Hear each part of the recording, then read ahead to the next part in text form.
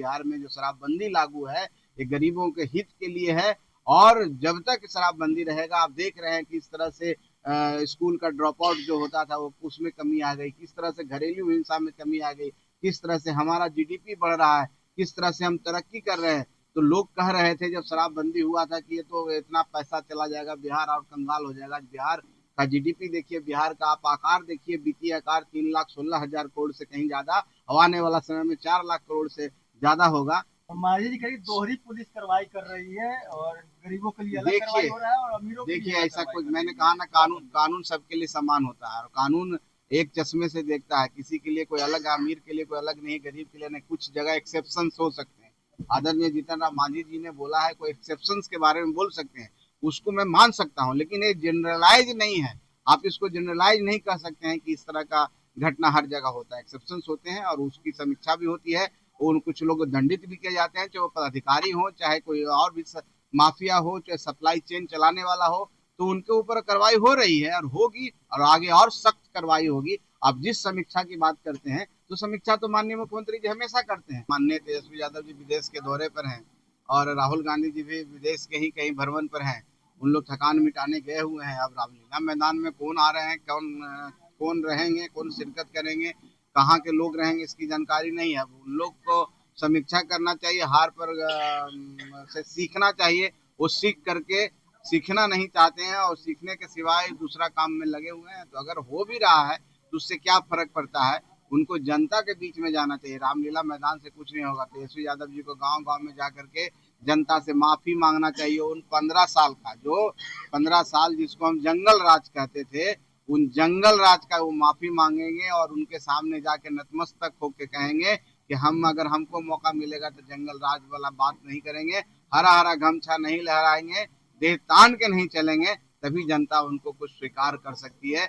नहीं तो इस तरह करते रहे, ठीकरा फोड़ते रहे चुनाव आयोग पर, ईवीएम पर, जो भी करते हैं वो हर बार हारेंगे और इसी तरह से करेंगे और मिट्टी में मिल जाएंगे। राहुल गांधी ने कहा है कि अमित शाह को मेरे सामने हिम्मत नहीं है बात करने के, डिबेट करने के लिए। शाह जी राहुल गांधी से डिबेट करें तो अब समझ लीजिए कि क्या स्थिति है। वो कांग्रेस जो आज़ादी के पहले की कांग्रेस है, वो कांग्रेस जो देश के आज़ाद कराने में भी उनका योगदान रहा, उसके बाद वो कांग्रेस ने जो बर्बादी की है, और बर्बादी के सबसे बड़े युवराज हैं हमारे राहुल गांधी। अब राहुल गांधी जी की कितने समझते हैं कि बुद्धि है, चाहे जो भी कहें जानकारी है, ये तो आपने देख लिया। सर सर करते रह गए, वोट चोरी करते रहेंगे, 17 दिन पटना की गलियों में घूमते रहे, और एक व्यक्ति भी सामने आके नहीं कहता कि मेरा वोट चोरी हुआ है, चाहे मेरा नाम कट गया है।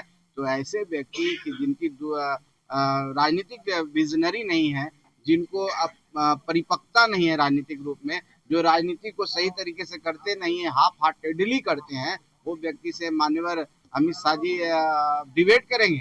अब सब ऐसे तो सब लोग कहने लगेंगे रोज हमसे डिबेट करो। तो हम नहीं समझते हैं कि उनकी कोई तुलना है। लोकसभा में तो डिबेट होता ही है, उसमें तो क्या बोलते हैं अमित शाह जी, क्या बोलते हैं, इसका तुलनात्मक अध्ययन आप कर सकते हैं।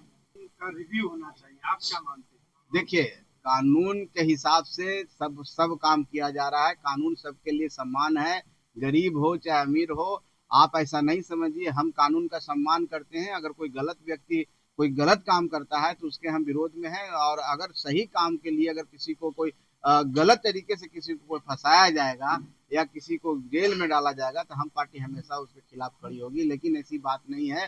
सरकार संवेदनशील है और सरकार सब चीज को देखती है। बिहार में जो शराबबंदी लागू है ये गरीबों के हित के लिए है। और जब तक शराबबंदी रहेगा, आप देख रहे हैं कि इस तरह से स्कूल का ड्रॉप आउट जो होता था वो उसमें कमी आ गई, किस तरह से घरेलू हिंसा में कमी आ गई, किस तरह से हमारा जीडीपी बढ़ रहा है, किस तरह से हम तरक्की कर रहे हैं। तो लोग कह रहे थे जब शराबबंदी हुआ था कि ये तो इतना पैसा चला जाएगा, बिहार और कंगाल हो जाएगा। बिहार का जीडीपी देखिए, बिहार का आप आकार देखिए, वित्तीय आकार 3,16,000 करोड़ से कहीं ज्यादा, और आने वाला समय में 4 लाख करोड़ से ज्यादा होगा। तो ये ऐसी बात नहीं है।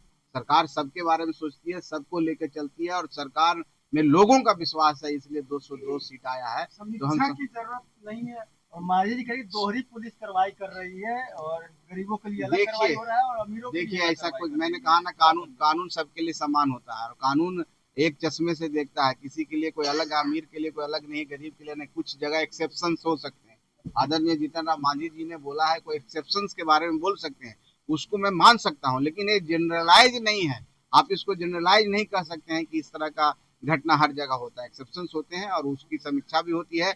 उन कुछ लोग दंडित भी किए जाते हैं, चाहे वो पदाधिकारी हो, चाहे कोई और भी माफिया हो, चाहे सप्लाई चेन चलाने वाला हो, तो उनके ऊपर कार्रवाई हो रही है और होगी, और आगे और सख्त कार्रवाई होगी। आप जिस समीक्षा की बात करते हैं, तो समीक्षा तो माननीय मुख्यमंत्री जी हमेशा करते हैं, और उसको कड़ाई से कैसे लागू करें, चाहे लॉ एंड ऑर्डर की बात हो, चाहे शराब नीति की बात हो, किसी भी चीज में, चाहे औद्योगिक नीति की बात हो, चाहे आईटी पॉलिसी की बात हो, हर चीज में माननीय मुख्यमंत्री जी रोज समीक्षा करते हैं और रोज सड़कों पर नजर आते हैं। इसलिए चिंता मत कीजिए, बिहार में सुशासन का राज है, एनडीए का राज है, गरीब का सरकार है और गरीबों के हित के लिए सारा काम कर सम्राट चौधरी जी को फ्री हैंड छोड़ दिया जाएगा तो और ज्यादा कड़ाई से जो शराब माफिया है उन पर नजर रखा जाएगा।